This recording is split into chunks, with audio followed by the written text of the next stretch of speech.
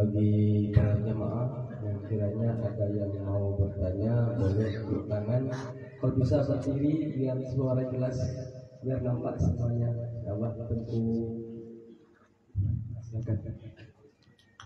Assalamualaikum warahmatullahi wabarakatuh. Assalamualaikum.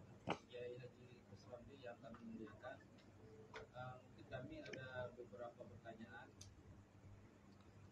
Sebagaimana kita ketahui, hukum dalam fikih itu adalah Al-Quran, Sunnah, Ijma' dan Qiyas. Cuma di dalam Mukadimah Ihya Ulumuddin, Ibnu Ghazali menyebutkan sebelum Qiyas itu ada asar. Itu dalam menjelaskan. Kemudian sampai mana batas kita mempelajari tauhid secara tafsiri? Karena beberapa kali kami buat pengajian itu kalau dites masalah sifat 20 tentang iqadim, gitu itu banyak yang tidak tahu. Apakah ada kadar-kadar yang dimaafkan atau hanya sekadar dia pernah mendengar itu sudah dimaafkan atau bagaimana penjelasannya? Yang ketiga, di dalam Ihya Ulumuddin juga di dalam juz 1 Imam Ghazali menyebutkan bahwa tidak perlu mempelajari ilmu tauhid ini secara mendetil kecuali memang di dalam satu negeri itu ada untuk menolak pahaman-pahaman syubhat. Kemudian yang keempat, maaf berubahnya. Yang keempat, biasa kita mengetahui tentang masalah Allah di aras itu, kita kan biasa memakai pendapat daripada Imam Abu Hasan Al-Asy'ari. Adakah pendapat yang tajam antara Imam Abu Hasan Al-Asy'ari dengan Abu Mansur Al-Maturidi? Mungkin demikian. Assalamualaikum warahmatullahi wabarakatuh.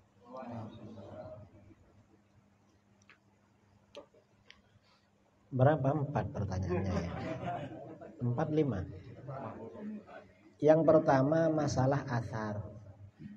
Athar di dalam Muqaddimah Ihya Ulumuddin itu sebagai manhaj Imam Al-Ghazali di dalam kitab Ihya. Imam Al-Ghazali di dalam kitab Ihya setiap menulis bab biasanya pertama dalil ayat-ayat Al-Quran. Setelah itu lalu hadis-hadis. Setelah itu athar dari sahabat dan ulama salaf. Itu manhajnya beliau di dalam kitab Ihya memang. Nah, adapun asar, kalau asar ini dari sahabat, qaulus sahabi, memang sebagian mazhab menganggap sebagai dalil, yaitu mazhab Hambali. Kalau Imam Syafi'i tidak.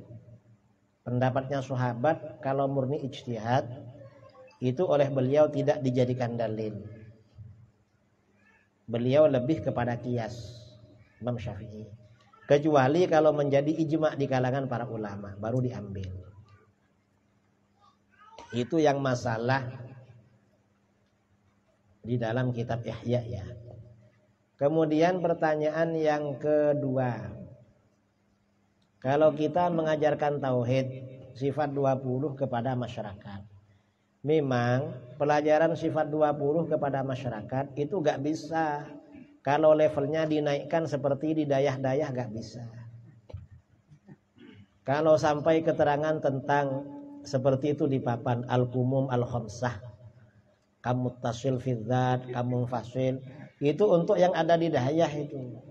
Kalau orang masyarakat gini, kerjanya sudah jualan mie, jualan apa, gak nyambung itu. Gak nyambung. Artinya apa? Ya mungkin ya cukup yang dasar-dasar. Makanya saya kalau menjelaskan sifat 20 di masyarakat, biasanya simpel-simpel aja. Gak sampai mendalam. Cuma kalau ada hal perbedaan dengan Wahabi baru diberikan penekanan. Misalnya, mengapa para ulama membuat konsep sifat 20? Pertama tujuannya agar kita makrifat kepada Allah. Karena makrifat itu hukumnya wajib. Yang kedua, itu untuk merespon penyimpangan-penyimpangan aliran-aliran di luar Ahlus Sunnah tentang sifat Allah. Yang ketiga, itu menjawab soal-soal yang mendasar tentang Allah. Kita ini kalau berkenalan dengan orang, biasanya pertanyaannya, siapa namamu? Dari mana asalmu? Tinggal di mana sekarang? Kerja apa sekarang? Umur berapa? Kan begitu. Sifat 20 itu begitu. Sehari semalam kita diperintahkan beribadah kepada Allah. Pasti pertanyaan pertama, apakah Allah ada? Jawabannya sifat wujud. Dijelaskan dalil-dalilnya yang kira-kira mudah difaham. Kalau Allah itu ada, sejak kapan adanya Allah? Jawabnya adalah qidam, wujudnya Allah tanpa permulaan. Karena itu kebalikan dari qidam, yaitu huduts, mustahil bagi Allah. Pertanyaan ketiga, kalau Allah itu wujud dan qidam, sampai kapan wujudnya Allah? Maka jawabnya adalah baqa. Allah maha kekal, maha abadi. Lalu pertanyaan keempat, Allah yang wujud qidam baqa seperti apa? Kita kalau berbicara sesuatu akhirnya kan penasaran, ingin tahu seperti apa ya. Misalnya beli rumah, beli mobil, belum tahu barangnya. Seperti apa ya? Atau ditawari jodoh misalnya. Bagi yang belum kawin atau ingin kawin lagi. Di sana ada, pasti tanya seperti apa ya? Kalau Allah ditanya seperti apa? Jawabnya adalah mukhalafatu lil hawadits. Allah tak serupa dengan apapun perkara baru. Lalu pertanyaan kelima, Allah yang wujud qidam baqa mukhalaful hadits, alamatnya di mana? Kalau sudah tahu, penasaran kan, ingin tahu tempatnya. Maka jawabnya adalah qiyamuhu binafsi. Allah berdiri pada zatnya sendiri. Maksudnya tak perlu pada tempat dan tak perlu pada yang menciptakan atau yang mengatur-ngatur dan menentukan. Dan seterusnya. Jadi yang simpel-simpel aja kalau bagi orang awam. Tapi kalau bagi orang-orang yang terpelajar, ya harus mendalam sekali. Dan sebenarnya kitab-kitab tauhid yang diajarkan di dayah-dayah, di pondok-pondok atau di zaman sekarang ini sudah oleh para ulama sudah dibersihkan, sudah tidak setinggi masa lalu. Mengapa? Karena persoalan yang dihadapi sudah berbeda. Kitab-kitab tauhid pada masa lalu itu berat-berat memang. Karena dulu yang dihadapi orang-orang ahli filsafat dan orang-orang Mu'tazilah. Orang ahli filsafat dan Mu'tazilah sudah gak ada. Makanya cukup pakai Aqidatul Awam, Kifayatul Awam, yang awam-awam itu. Kemudian lalu meningkat Ummul Barahin ya. Kemudian Jauharah Tauhid. Biasanya itu aja. Kalau yang tinggi-tinggi itu gak ada sekarang. Yang berat-berat itu gak ada. Karena musuhnya gak ada. Karena menghadapi aliran-aliran yang ada, itu cukup pakai Jauharah Tauhid dan sekelasnya tuh sudah bisa. Bisa pakai itu. Masalah Tauhid yang 3. Kemudian pertanyaan yang ketiga. Katanya gak perlu belajar tauhid yang mendalam-mendalam kecuali di daerah yang memang terjadi muskil. Itu maksudnya yang tidak perlu itu kitab-kitab tauhid yang berat-berat yang berlaku pada masa Imam Ghazali atau sebelumnya. Seperti kitab Asy-Syamil karangan Imamul Haramain Al-Juwaini. Mungkin seperti itu yang gak perlu. Karena kalaupun kita baca banyak gak paham. Saya itu kitab-kitab akidah yang ulama dulu banyak punya. Seperti Al-Matalibul Aliyah karangan Imam Fakhruddin Ar-Razi. 8 juz itu. Berat baca itu. Ya mungkin kadang-kadang karena musuhnya sekarang gak ada. Persoalan itu kalau tidak ada di alam nyata itu sulit. Atau tidak ada pengalaman itu sulit. Sama dengan anak laki-laki belajar bab haid. Biasanya sulit menghafal. Betul. Mengapa? Karena gak pernah keluar darah itu. Darah haid gak pernah. Tapi kalau anak perempuan diajari bab haid langsung nangkep biasanya. Karena terjadi. Nah tauhid yang seperti itu gak terjadi. Nah kalau kitab-kitab tauhid yang ada di pondok-pondok itu gak termasuk yang dilarang oleh Imam Ghazali. Malah Sangat penting itu, terutama pada masa sekarang. Dan perlu ya masa sekarang. Karena syubhat-syubhat sekarang ini harus dihadapi dengan tauhid-tauhid yang ada di pondok. Tempo hari ada orang kirim video pada saya. Ada orang Cina, non-muslim, bilang gak percaya pada akhirat. Surga, neraka gak percaya. Ini sebenarnya kan sudah dibahas di Al-Quran. Orang-orang musyrik, Abu Jahal, Abu Lahab dan semacamnya kan gak percaya memang. Bahwa orang setelah mati hidup lagi gak percaya. Kan sama dengan itu. Nah, kalau gak percaya seperti itu, kalau dalil-dalil Al-Quran, itu kan yang disampaikan dalilnya, menyampaikan kepada itu, di Al-Quran ini yang disampaikan dalil penciptaan. Gimana dalil penciptaan? Ketika misalnya di dalam surah Yasin ya, gimana surat Yasin itu? Dalam surah Yasin, orang-orang musyrik berkata, "May yuhyil 'azama wa hiya ramim." Jadi orang-orang musyrik datang kepada Rasulullah SAW, ambil tulangnya orang mati, lalu dihancurkan pakai tangannya. Lalu bilang, "Muhammad, ini sudah hancur, masa bisa hidup lagi?" katanya. Siapa yang bisa menghidupkan tulang-tulang yang sudah hancur ini? Lalu, "Qul yuhyihalladzi anshaha awwala marrah." Katakan Muhammad, yang akan menghidupkan lagi, yang menciptakan dia pertama kali. Maksudnya bagaimana? Orang musyrik itu beranggapan Allah gak mampu menghidupkan lagi orang yang sudah mati. Loh, wong menciptakan mampu, apalagi cuma buat lagi. Biasanya akan membuat lagi lebih mudah kan daripada menciptakan dari awal. Itu kalau dinisbatkan diukur dengan manusia. Tapi kalau bagi Allah gak ada yang lebih mudah. Semuanya mudah semua. Karenanya ditakwil oleh para ulama, ditakwil itu. Kalau ada yang lebih mudah, berarti ada yang lebih sulit, kan begitu. Bagi Allah gak ada yang lebih mudah. Mudah semua. Jadi pakai dalil penciptaan. Kalau orang itu percaya kepada Allah. Loh, wong Allah mampu menciptakan dari tidak ada menjadi ada. Mengapa mengadakan lagi gak mampu? Kan begitu. Jadi pakai dalil penciptaan. Nah, kalau orang ini gak percaya kepada hari akhirat karena dia gak percaya pada Tuhan, maka diajarkan sifat wujud. Ini berarti harus belajar tauhid dari dasar. Kita ini kan ada. Apakah keberadaan kita ini ada sendiri apa diadakan? Kan diadakan kan? Berarti kita diciptakan. Lalu alam sekitar kita apakah muncul sendiri apa diciptakan? Diciptakan. Karena sesuatu yang ada sendiri itu biasanya hasilnya semrawut. Gak jelas. Misalnya saudara ingin bangun rumah yang megah.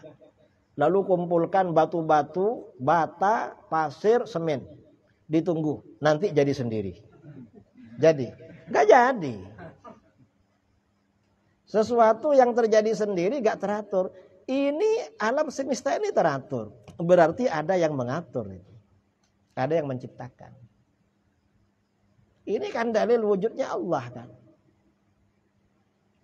Jadi orang ini perlu disampaikan dalil-dalil wujudnya Allah.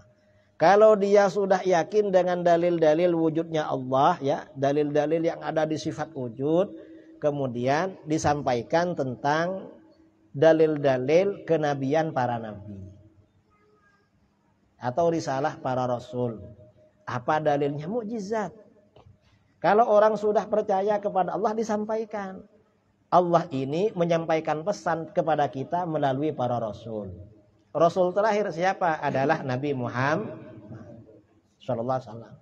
Nah, untuk penganut agama-agama yang sebelumnya seperti Yahudi, Nasara, maka mereka kita gugat dengan keterangan yang ada di dalam Injil dan Taurat.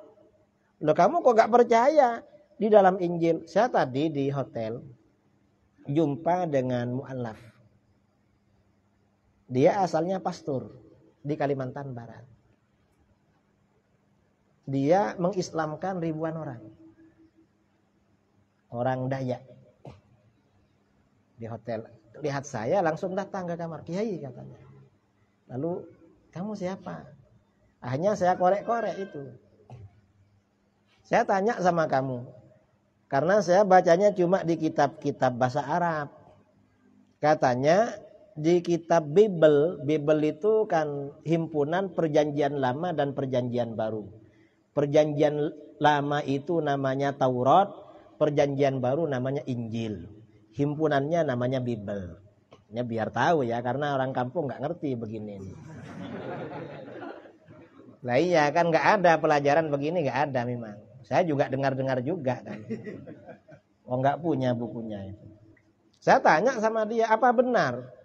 Karena di kitab-kitab bahasa Arab bahwa kemunculan Rasulullah SAW itu ada di Bible. Benar Kiai. Di mana? Itu di Bible Yesaya ayat sekian. Bunyinya begini. Lah terus pendeta-pendeta pastor itu gak dibaca memang katanya. Gak dibaca. Orang Kristen bagaimana? Lah pada orang Kristen memang gak tahu katanya. Gak tahu. Jadi ibaratnya begini kata dia. Ibaratnya Kiai, yang disampaikan di gereja-gereja itu biasanya itu apa katanya tadi? Itu biasanya ya bukan Bible. Ibaratnya kalau di dalam Islam itu ada Al-Quran, ada berjanji. Nah, yang dibaca di gereja-gereja ya berjanji itu Kiai katanya.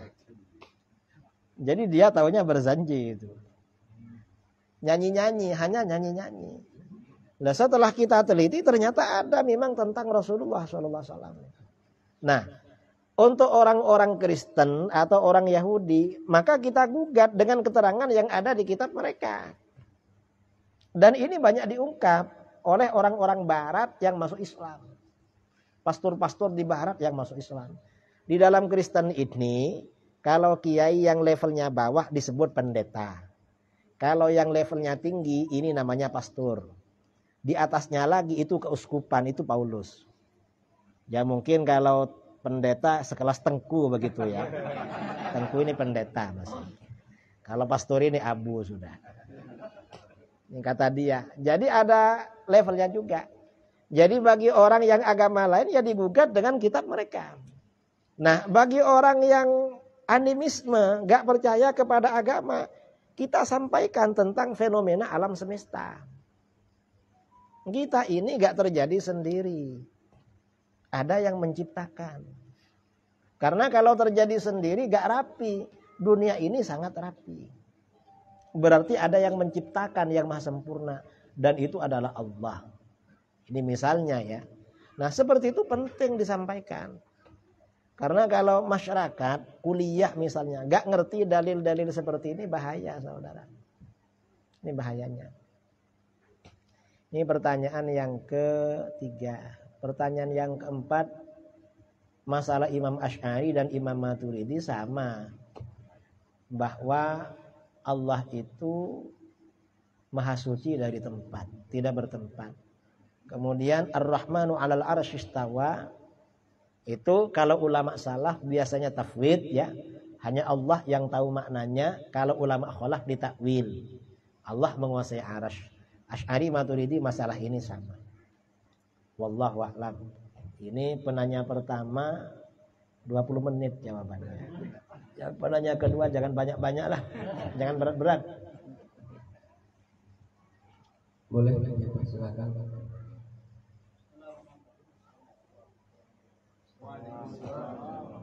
Kami ingin menanyakan masalah hadis yang mengatakan 73 yang selamat. Sementara ada hadis yang menyatakan barang siapa mengucapkan la ilaha illallah maka masuk surga. Apakah yang 72 itu masuk neraka selamanya atau suatu saat akan masuk surga atau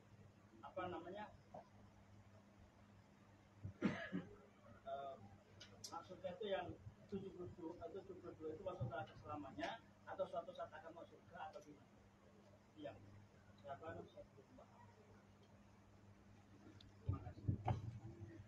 Jadi yang 72 itu diancam masuk neraka. Apa ada kemungkinan diampuni? Mungkin saja diampuni oleh Allah. Misalnya karena anaknya orang soleh. Kadang-kadang orang tuanya Wahabi, anaknya orang soleh. Ya macam-macam lah. Kadang-kadang orang tuanya tidak soleh, anaknya soleh, kan diampuni. Kalau misalnya tidak ada yang mendoakan, selama dia meninggalnya membawa kalimat tauhid, ya tetap ada harapan masuk surga. Bisa ke neraka dulu atau bisa enggak, tergantung. Cuma diancam. Orang-orang di luar ahlus sunnah diancam masuk neraka. Orang-orang khawarij diancam menjadi anjing-anjing di neraka. Dan kata para ulama itu pasti terjadi. Masuk neraka pasti terjadi. Cuma tidak selamanya karena termasuk ahli tauhid itu. Nah, hadis yang mengatakan orang yang mengucapkan la ilaha illallah masuk surga itu juga tergantung. Maksudnya bagaimana? Ada yang langsung ke surga, ada yang singgah dulu di neraka.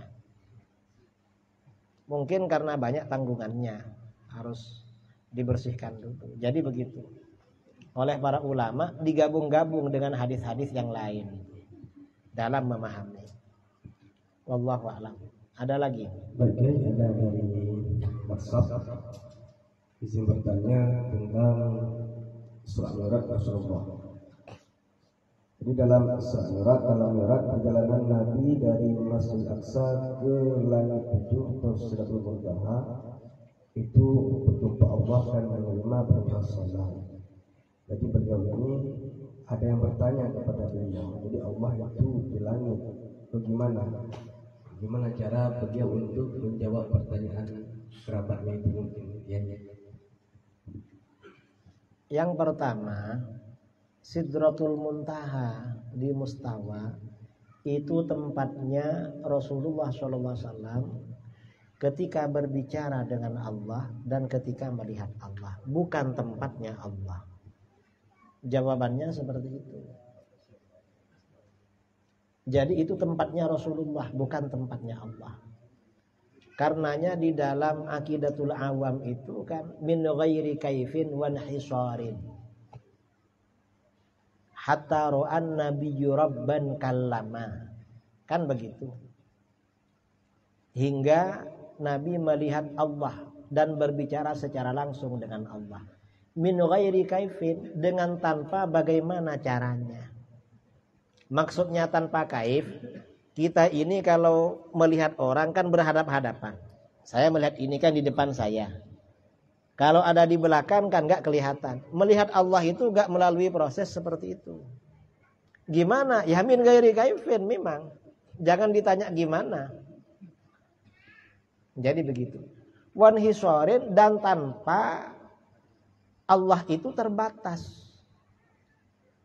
Terbatas seperti benda, tanpa seperti itu. Lalu seperti apa? Jawabannya mukhalafatu lil hawadits. Tak serupa dengan perkara baru.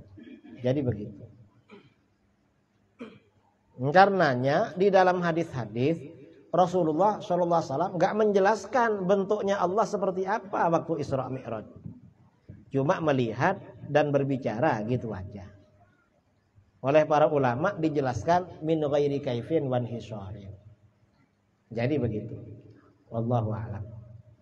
Baik, ada dua pertanyaan lagi. Pernah kami berdialog dengan mungkin tak tahu ya apa akhiran sesat ataupun gimana dalam matan al-ahadisu mutillatun illa lil fuqaha atau al-ahadisu madillatun illa lil fuqaha. Itu gimana? Itu pernyataan ulama salaf. Kalau gak salah itu pernyataan Imam Sufyan Ats-Tsauri. Orang itu kalau cuma belajar hadis, gak belajar fikih, bisa sesat saudara. Mengapa? Karena yang mengerti hadis itu para ulama fuqaha, ahli fikih yang mengerti. Kalau bukan ahli fikih gak mengerti. Makanya dulu sebelum Imam Syafi'i tampil, para ulama ahli hadis berdebat dengan ahlur ra'yi. Golongan mazhab Hanafi kalah terus. Mengapa kalah terus? Setiap disampaikan hadis bertentangan dengan fikih Hanafi selalu mentah. Akhirnya ada Imam Syafi'i. Begitu ada Imam Syafi'i ini yang memecahkan persoalan-persoalan di dalam ilmu hadis. Sehingga beliau diberi gelar Nasyirul Hadis, pembela hadis. Dan Imam Ahmad ini hafal 1 juta hadis. Sebelum berguru kepada Imam Syafi'i, bingung menghadapi hadis-hadis ini. Setelah berguru kepada beliau, diajarkan cara mengartikan, memahami hadis-hadis. Artinya, yang memecahkan hadis itu para fuqaha memang. Karenanya kalau cuma hadis, gak belajar fikih itu kering. Gak bisa memberikan penjelasan gimana fiqhul hadisnya. Karena yang mengerti para fuqaha itu. Maksudnya seperti itu. Masih ada yang bertanya? Ustaz Iman, ini dari Kementerian Agama kita ini, kata-kata. Terima kasih Pak Kiai. Mungkin pertanyaan saya mungkin agak menyimpang dari bahasa. Itu kan viral hari ini, bagaimana dan apa yang harus kita lakukan tentang saudara kita yang ada di Palestina. Saudara kita di Palestina itu kita harus ihtimam dengan mereka. Harus ada kepedulian, perhatian. Mengapa? Karena pesan Rasulullah SAW, "Man lam yahtamma bi amril muslimin falaysa minhum." Siapa yang tidak peduli, tidak perhatian dengan urusan kaum muslimin atau dengan musibah yang melanda kaum muslimin, maka dia bukan termasuk golongan mereka. Kita harus pro mereka. Mereka saudara-saudara kita. Dan orang Palestina ini mazhabnya sama dengan orang Indonesia. Mazhabnya Imam Syafi'i. Mengapa? Imam Syafi'i lahir di Gaza memang.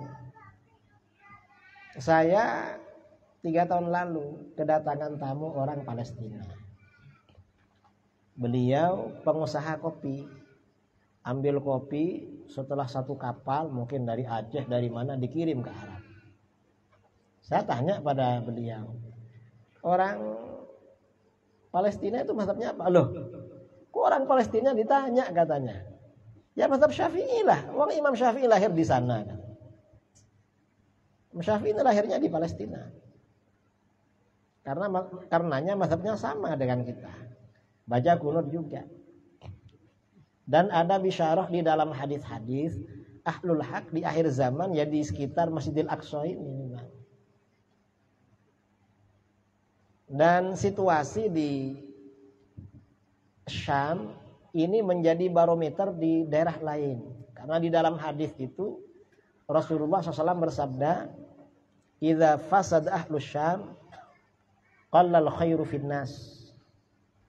Kalau penduduk Syam ini rusak, kacau, maka kebaikan ini berkurang di dunia. Karena Syam ini, Palestina dikuasai Yahudi. Lalu Syria dikuasai Syiah. Kan kacau berarti. Lalu Lebanon dikuasai Kristen. Akhirnya apa? Negara Islam di daerah-daerah lain ya begitu. Ini kita berharap kalau Hamas ini menang, barangkali pemimpin yang agak Islam ini menang di Indonesia. Yang mana itu? Ya kira-kira lah, kita ini nggak bicara politik.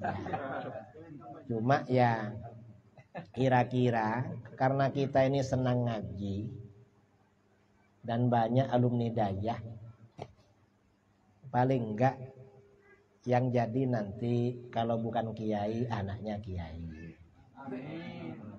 Amin. Kan begitu. Yalah, kira-kira begitulah. Karena ini politik kan, jangan terlalu vulgar. Biar tidak nyinggung perasaan saudara kita itu. Barangkali. Itu aja yang tanya ya. Ada lagi? Baik, silakan. Assalamualaikum warahmatullahi wabarakatuh. Pak Kiai, mungkin Pak Kiai sudah keliling Indonesia, Pak Kiai ya. Saya sudah 20 tahun di Batam, hijrah dari Aceh ke Batam. Cuma selama saya di Batam, saya berkumpul sama banyak suku, terutama dari Madura, dari Jawa, ya Pak Kiai ya. Cuma yang jadi pertanyaan saya masih belum ketemu perbedaan itu Pak Kiai. Saya sudah mengalami sama kawan-kawan Madura dari Jawa itu masalah manakiban, masalah hubungan, masalah ya manakib, masalah jukun gofilin. Cuma kawan-kawan dari sana fokusnya ke situ Pak Kiai. Jadi kalau di Aceh itu kan lebih ke tasawuf. Jadi perbedaan itu apa alasannya Pak Kiai? Karena itu. Assalamualaikum warahmatullahi wabarakatuh. Kayaknya pernah jumpa kemarin ya. Iya, Ustaz Cak Din, Haji Malik. Iya, itu tetangga Cimalik itu saudara saya. Jadi begini, orang Madura di Indonesia ini, di Jawa Timur ada dua suku, suku Bawean dan suku Madura. Suku Madura dan suku Bawean ini menurut ahli sejarah leluhurnya dulu orang Aceh. Tentara Aceh yang dikirim ke Jawa untuk memerangi Hindu. Lalu gak pulang lagi tinggal di sana. Karenanya orang Madura ini karakternya mirip dengan orang Aceh. Di Malaysia, kalau ada orang Madura atau orang Aceh, biasanya ada yang ngajar Al-Quran, ada madrasah diniyah. Dan sama kiai, sama ulama itu takut, segan, hormat. Dan kalau ada kiai marah, senang itu. Saya kalau ke Aceh ada orang Madura, langsung saya marahi. Kamu ini kok baru tahu saya kesini. Biasanya minta maaf kiai, baru tahu. Senang. Karena merasa dipedulikan. Memang mirip memang. Ya cuma ya sebagian budaya agak beda. Misalnya di sana ada tradisi manakib. Ya karena ada gurunya di sana yang mengajar yang istiqomah manakib ada, tapi gak semuanya. Gak mayoritas, ada aja sebagian tarekah yang manakib. Kalau di Aceh ini kan torikohnya kan Naqsyabandiyah, Khalidiyah. Kalau di Madura ini biasanya Naqsyabandiyah juga. Cuma yang Naqsyabandiyah Mulhariyah. Yang saya sebagian tahu, sebagian saudara itu Naqsyabandiyah Mulhariyah. Cabang lain ya. Kalau ini kan Syekh Khalid Al-Iraqi An-Naqsyabandi. Kalau yang sana Syekh Mulhar yang di Mekah itu, gurunya Imam Asyarwani. Jadi beda jalur, tapi sama-sama Naqsyabandiyah kalau thariqahnya. Kemudian ada yang Qadiriyah Naqsyabandiyah, ada orang Madura. Kemudian ada juga yang Syadziliyah, sebagian kiai Madura. Saya ini kebetulan yang Syadziliyah. Cuma ceramah lebih sering di kalangan Naqsyabandiyah Khalidiyah. Karena orang Torekot yang sering undang saya ini. Yang lain ya kadang-kadang juga, cuma yang sering lah, yang sering. Jadi manakib itu bagian dari thariqah, cuma thariqah Qadiriyah biasanya. Jadi gak banyak berbeda lah, cuma perbedaan tradisi. Wallahu a'lam. Terakhir, pertanyaan terakhir. Oh ini yang di depan ya, depan. Yang di depan ini. Assalamualaikum warahmatullahi wabarakatuh. Ya, Kiai. Kebetulan saya pernah ngaji di Kerapiak Jogja sama di Sarang Lebak. Ini ingin bertanya. Pas saya ngaji di Sarang itu kalau pelajaran faraid saya selalu tidur ya. Jadi kalau ada pertanyaan tentang faraid itu saya bingung jawab. Kadang kalau kita mau mengasih jawaban sesuai hitungan faraid itu banyak iskalnya dari orang-orang sekitaran sini. Apakah boleh kita helah disamaratakan saja gitu masalah pembagian faraid itu? Yang kedua itu kan masalah thariqah. Kita yang lulusan pondok itu kan kiai-kiai bilang torikoh kita itu cukup ngaji dan mengajar. Apakah perlu dibaiat torikoh seperti tadi, Qadiriyah atau Naksabandiyah? Itu ya, matur suwun. Pembagian warisan itu wajib ikut faraid. Disebut faraid itu karena fardu memang. Kalau langsung disamaratakan itu hukumnya haram, nggak sah. Kalau memang mau disamaratakan harus tahu bagiannya dulu. Misalnya orang tuanya meninggal, anaknya 5, 2 perempuan, 3 laki-laki. Dibagi sesuai bagiannya masing-masing. Kamu dapat 3 hektar, kamu sekian-sekian. Setelah tahu gak apa-apa, dah saya ini sudah kaya, tak kasihkan ke adik saya, gak apa-apa begitu. Asalkan tahu duluan haknya masing-masing. Yang kedua, sebagian kiai pesantren ini di Jawa seperti guru-guru saya di Sitogiri. Biasanya thariqahnya itu at-ta'allum wa ta'lim. Artinya tidak ikut thariqah secara formal. Misalnya Naksabandiyah, Qadiriyah, itu tidak apa-apa. Kalau misalnya mau ikut thariqah ya bagus juga, tergantung. Karena thariqah ini asalkan yang menjadi mursyid itu orang alim itu bagus, gak aneh-aneh. Kalau yang menjadi mursyid ini aneh-aneh ya bikin kacau itu. Jadi Aceh ini contohnya yang kacau itu. Kan aneh-aneh itu. Jadi gak apa-apa. Dan gak harus memang. Kalau yang dimaksud thariqah wiritan. Tapi kalau yang dimaksud thariqah itu tazkiyatul qalbi, membersihkan hati, itu hukumnya wajib.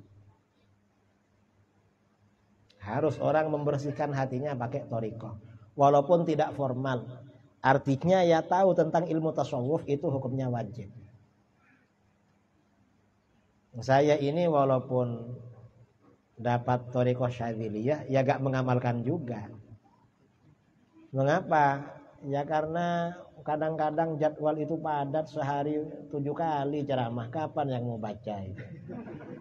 Wong habis sholat gak zikir, suruh ceramah, lalu tanya jawab sampai 6:30. Habis itu diajak ngobrol di warung sampai 7:30. Sampai di kamar dah capek, gak dibaca wiritannya. Makanya Naksabandiyah ini enak karena ringan kan zikirannya. Yang enak yang ringan-ringan ikut thariqah itu. Jadi gak harus. Wallahu a'lam. Terakhir, pertanyaan terakhir. Boleh jadi Bapak ke belakang. Kepingin kali.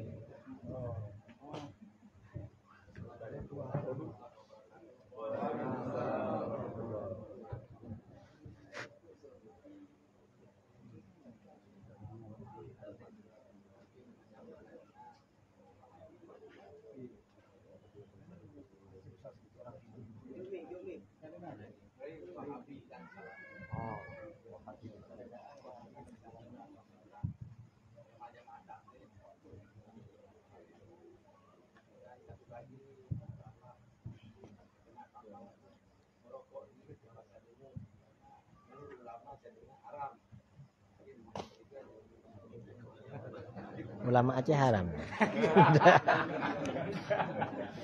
Yang pertama ya, Salafi Wahabi, Salafi dan Wahabi itu sama sebenarnya. Sama-sama. Cuma orang Wahabi gak mau, Wahabi sekarang gak mau disebut Wahabi. Maunya pakai nama Salafi. Jadi begitu. Ya aliran sesat. Pokoknya ciri-cirinya ya membid'ahkan maulid, membid'ahkan Isra Mi'raj, gak ada zikir bersama habis sholat, gak ada doa bersama, gak ada ziarah kubur, gak ada tahlil, gak ada samadiyah, itu namanya Wahabi. Itu aliran sesat. Kalau jamaah tabligh ini, kalau jamaah tabligh yang masih lurus seperti yang di Temboro, Payaman, itu Ahlus Sunnah wal Jamaah. Mereka ini memang organisasi ya seperti NU, seperti apa kalau di Aceh itu. Seperti Tastafi gitulah. Cuma manhajnya beda. Caranya beda. Kalau jamaah tabligh. Terus kemudian yang terakhir apa? Merokok. merokok ini kalau menurut mazhab Syafi'i hukumnya halal.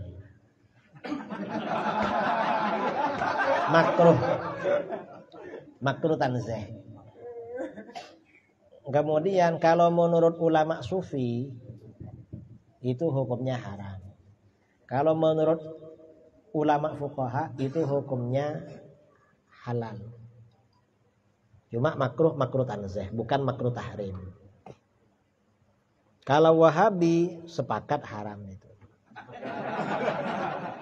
Kalau kita halal. Nah, kalau guru-guru kita dulu walaupun yang para aulia bilang halal. Di Madura itu ada terkenal waliullah ya, namanya Syekhona Khalil Bangkalan. Dan beliau ini murid-muridnya jadi orang wali semua. Pada waktu Syekh Yasin Al-Fadani didatangi tamu, beliau ngarang kitab, banyak hafal isinya kitab. Samjani alim Syekh, banyak hafal isinya kitab. Kata beliau apa? Saya gak ada apa-apanya katanya. Maksudnya Kiai Khalil Bangkalan itu muridnya wali semua. Para aulia di Jawa itu rata-rata murid beliau dulu. Jadi memang kamil mukammil kan. Nah, ada cerita, ada dua kiai muridnya. Yang pertama Kiai Nawawi Sidogiri. Beliau ini perokok. Lalu ada Kiai Siddiq Jember.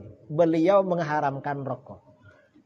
Akhirnya debat antara perokok dengan yang mengharamkan rokok. Setelah debat ya, gak selesai-selesai karena sama-sama alim. Akhirnya sepakat gini aja lah, suwan sama guru kita Kiai Khalil Bangkalan. Kiai Khalil ini termasuk waliullah yang selalu menjawab pertanyaan sebelum ditanya. Begitu tamunya datang ke ruang tamu, Kiai Khalil ini gak merokok. Tapi begitu ada perdebatan itu, tamunya datang, beliau keluar dari pintu sambil rokokan. Nah, makanya ini rokokan juga ini. Lalu apa? Kata beliau ini, yang tidak merokok berhati-hati. Yang merokok tambah ganteng. Gitu aja beliau jawabannya. Termasuk Syekh Khalid An-Naqsyabandi. Syekh Khalid ini asalnya perokok berat. Saya baca di sirah-sirahnya. Saya punya biografinya Syekh Khalid ini. Perokok berat. Dan beliau ahli debat, ahli fikih. Suatu ketika sampai di Irak, di Baghdad, ada kelompok mengharamkan rokok. Diajak debat sama beliau. Ternyata beliau yang menang, yang menghalalkan. Setelah beliau menjelaskan dalil kehalalan rokok, sejak itu beliau berhenti merokok. Mengapa? Kata beliau, saya berhenti merokok bukan karena haram. Tapi karena saya ingin berhenti merokok. Kalau hukumnya halal, gak haram. Ini pendapat yang kuat dalam ilmu fikih. Kalau rokok dikatakan haram itu alasannya apa? Gak ada.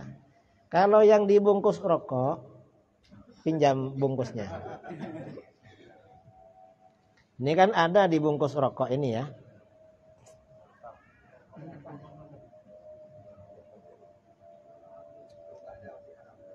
Merokok sebabkan kanker mulut.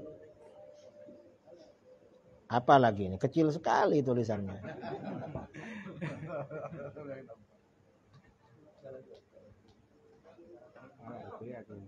Hah? Apa? Iya yang hitam. Kan menyebabkan impoten kan begitu. Kemudian diabetes ya. Lalu apa lagi itu? Gangguan janin. Itu bohong. Kok bohong? Itu propaganda Amerika. Ini penelitian dokter di Jember. Di Amerika itu dulu sebelum negara-negara berkembang ini merdeka, minyak goreng dibuat dari kelapa sawit. Setelah negara-negara Asia yang menjadi pusat kelapa sawit ini merdeka, akhirnya Amerika gak punya sawit. Lalu minyak goreng dibuat dari kedelai. Tahu kedelai? Kedelai tahu soya. Akhirnya apa? Banyak orang karena digoreng pakai kedelai, banyak orang kena diabetes, kena impoten, darah tinggi, macam-macam. Akhirnya apa? Pabrik minyak goreng untuk mengalihkan perhatian yang dikambing hitamkan adalah rokok. Sampai-sampai rokok itu dilarang di mana-mana. Kayak dianggap bersalah oleh mereka. Dan yang lebih lucu lagi, ada yang bilang perokok pasif lebih bahaya daripada perokok aktif. Loh, itu kan gak masuk akal. Wong yang aktif saja gak apa-apa, apalagi yang pasif. Enggak, memang secara teori begitu. Saya gak merokok, tapi alumni. Gak, saya merokok gak lama, cuma 6 tahun dulu. Alumni rokokan dulu. Makanya sampai sekarang ada orang merokok di kanan kiri saya, ya gak alergi, mang. Wah, itu kerjaan saya dulu. Jadi memang itu ya, kalau secara fikih begitu. Jadi merokok ini ya tidak. Yang ada ulama mengarahkan merokok apa alasannya? Itu ulama sufi. Kalau para ulama sufi kenyang saja haram itu. Memang kita ini disuruh zuhud, suruh apa. Yang bagus ya begitu memang. Cuma kebanyakan orang kan nggak kan ingin santai sambil rokokan. Jadi begitu. Wallahu a'lam ya. Saya kira begitu karena waktu sudah agak malam. Kita cukup kapan-kapan lagi lah. Mudah-mudahan bermanfaat. Dari saya, assalamualaikum warahmatullahi wabarakatuh.